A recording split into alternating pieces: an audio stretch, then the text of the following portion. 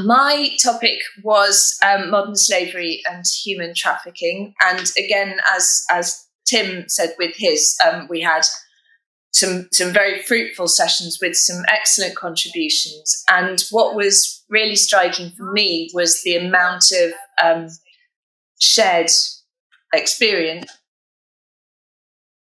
And with his, we had some very fruitful sessions with some excellent contributions. And I don't know what's happening to the computer.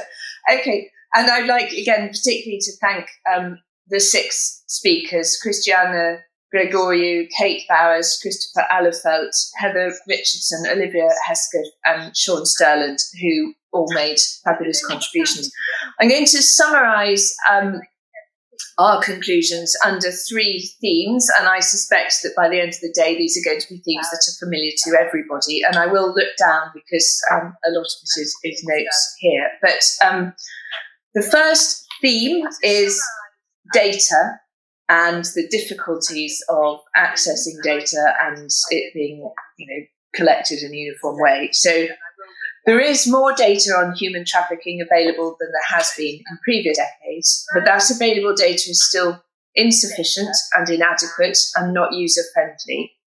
These challenges create silos and frustrations that really are holding up both research and the implementation of the research. One delegate on the academic side suggested that currently we have we have to infer information about trafficking by lack of access to data rather than data. So if your conclusions are based on something that you haven't actually seen, then you have to assume that they're going to be less good.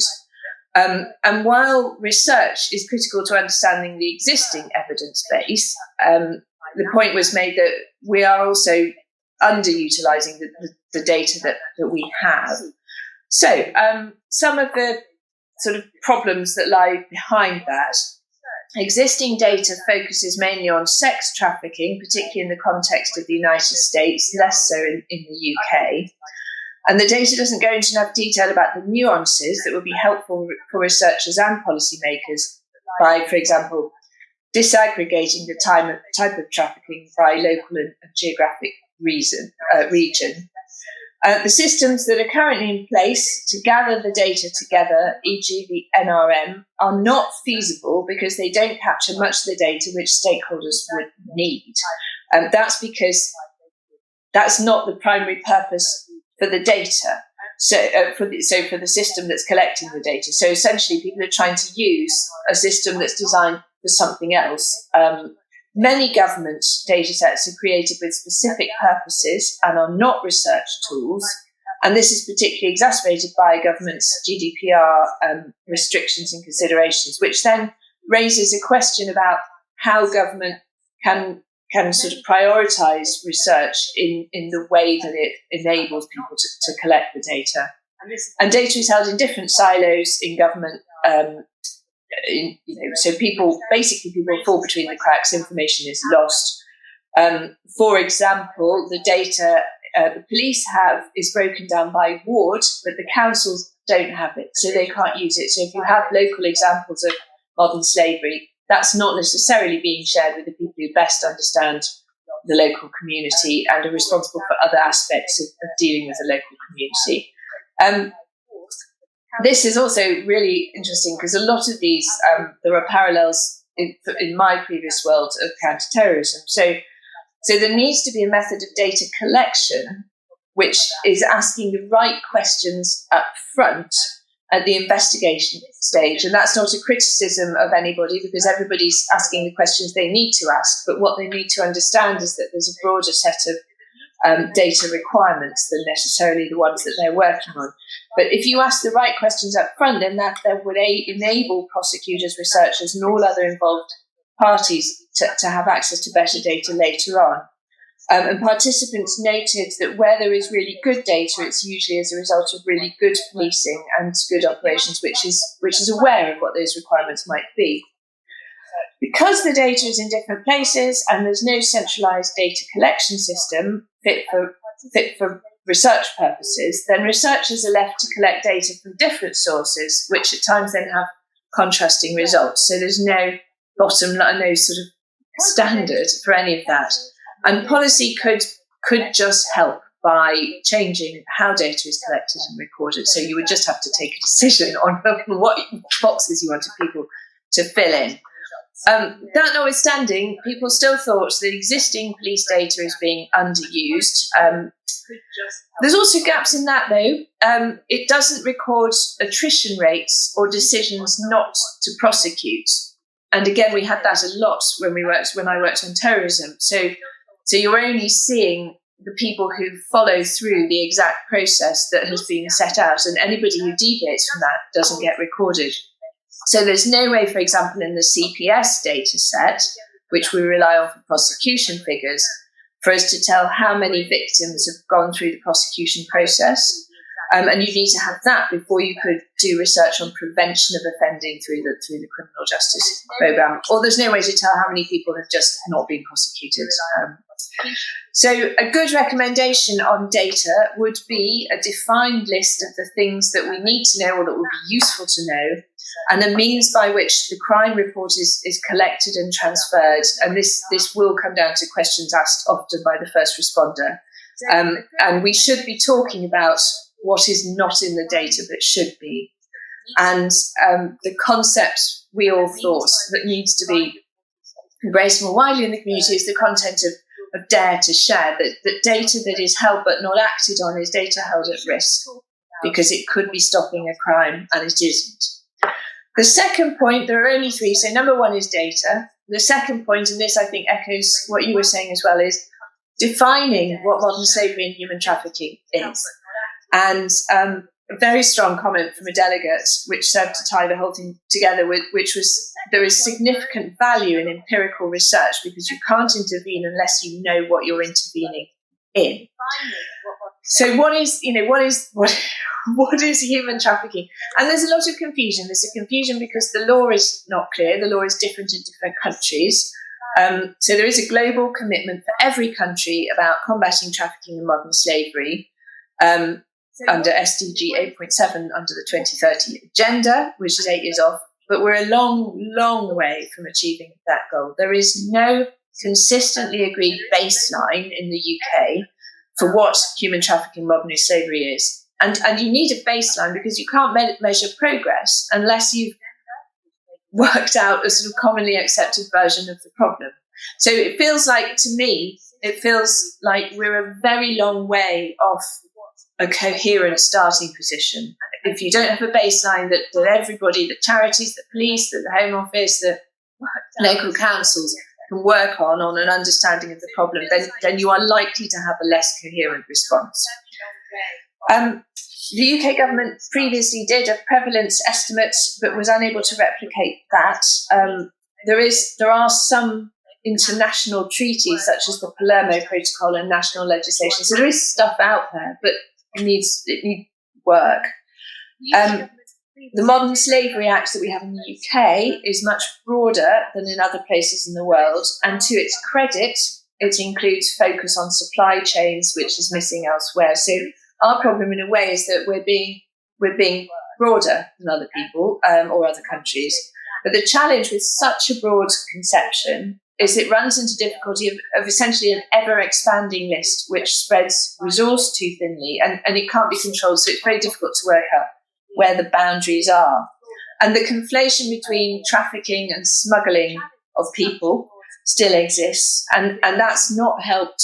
There's a constant theme, actually, was the way the media presents this problem, and it gets mixed up with a whole load of politics and agendas, which means that you have stuff in the media which describes people as migrants, and it's not clear whether they're smuggled or trafficked or even somewhere in between. So that's not helpful. This is a structural problem. Different agencies have different responsibilities for different aspects of labour exploitation. For example, trading standards, HMRC, policing. And it's difficult to see in all of that where the exploitation of workers clearly becomes a crime. If somebody's being underpaid, is that modern slavery? Is that labour exploitation? Who deals with it? So again, we're trying to deal with this massive sort of swathe of different kinds of crime under one label. And there is an appetite, apparently, among policymakers and more broadly to understand trafficking, but I think there was a feeling among everyone that some methodologies don't currently allow for that. Within the sort of heading of defining what human trafficking is, we had a subset of problems, which is defining what the victim is. Who is the victim? And sometimes we can't work out whether an individual is an offender or a victim or both. And this means that logically, it's difficult to work out what best intervention would look like. There's still an idealised victim and a political discourse about how we understand migration and trafficking around the world. As I said earlier, the media has a critical role to play in this. Unfortunately, it was felt that the information that they convey to the public isn't always accurate, and this exacerbates misunderstanding. That could just be simply inaccurate information, or it could be agendas. Yeah. Reports on human trafficking rise in times of political uncertainty and change. So the current environment is making all of that worse. Local governments often get their research or information from self-report mechanisms, which may not be accurate. So we need, again, more uniform and more robust methods to sort of get that information in the first place. And it's not just local governments, it's all the different charities that work in this sector. So we all thought, to better understand and address trafficking, we need more collaboration between local stakeholders, those in the field, and the new entities, wherever they are, whether governmental or non-governmental. And it was recommended that we needed to look at local contexts more in terms of global north, global south, especially as geopolitics affects it all. So everything kind of micro to macro, back to micro again.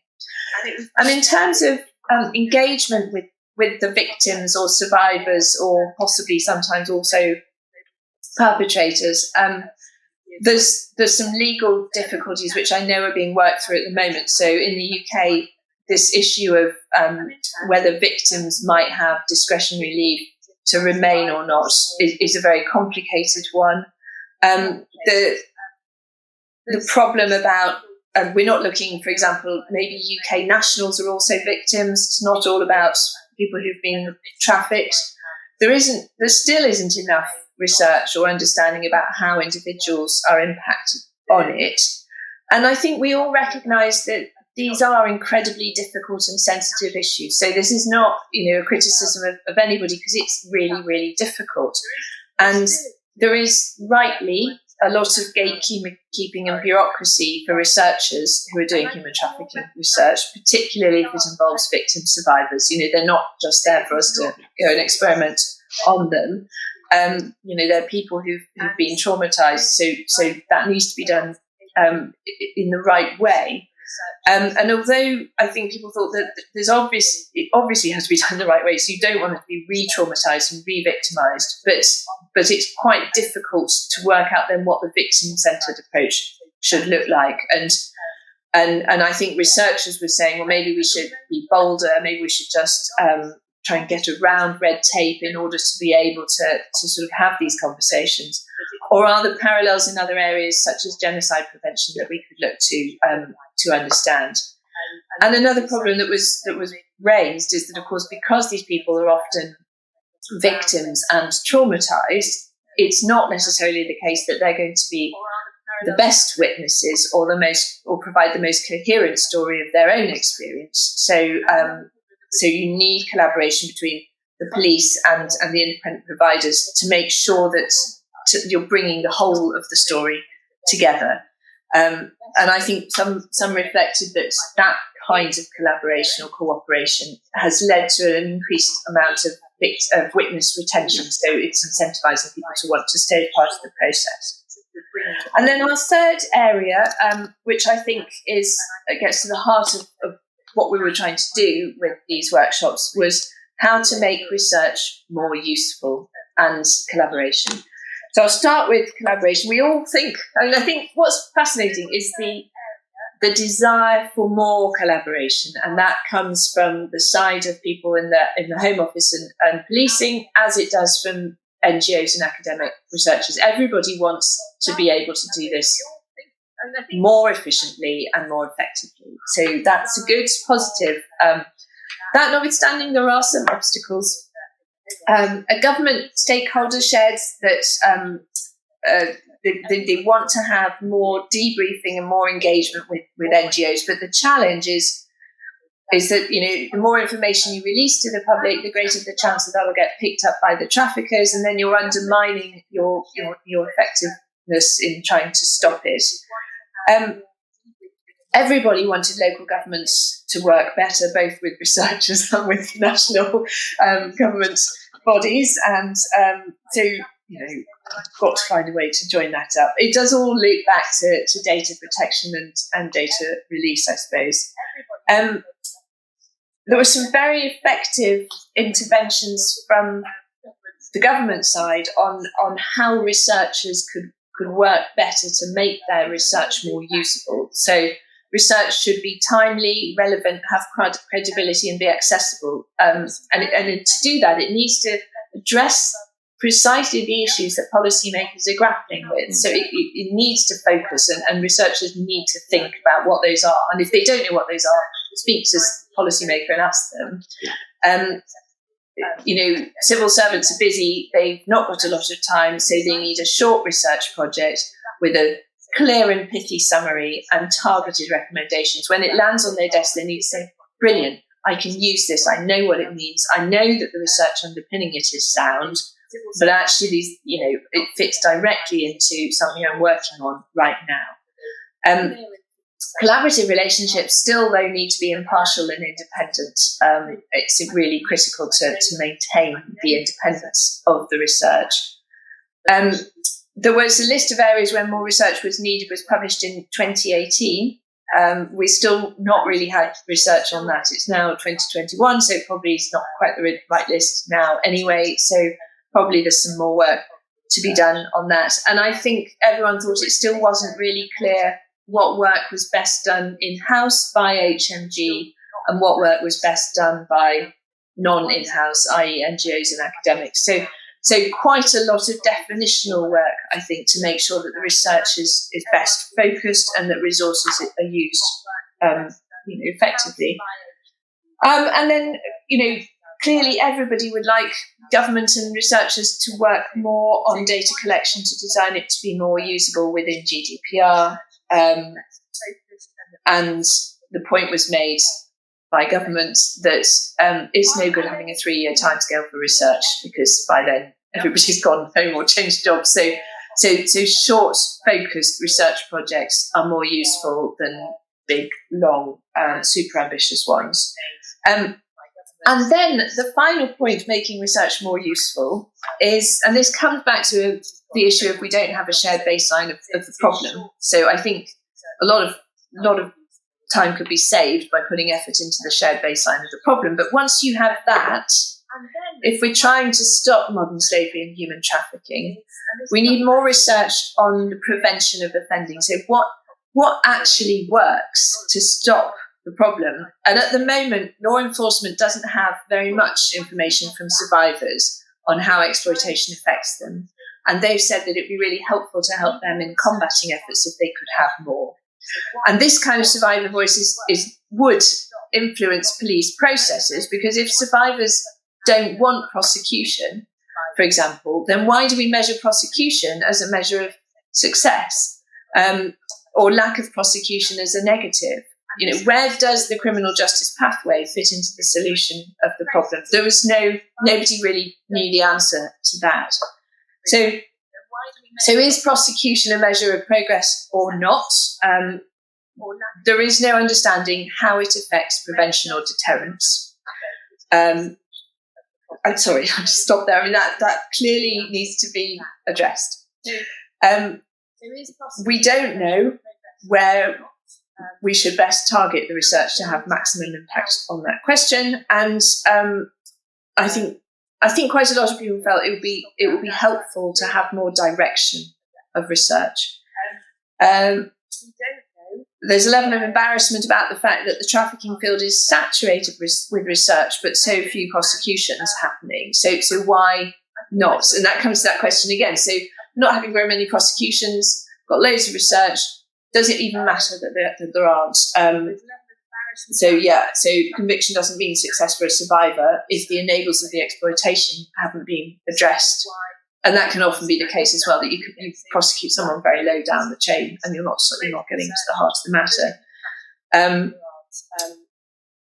And then a final point, which I think this does overlap with the rest of the day, is that often modern slavery and human trafficking is one aspect of a much wider set of crimes. So something will be prosecuted as part of a different crime.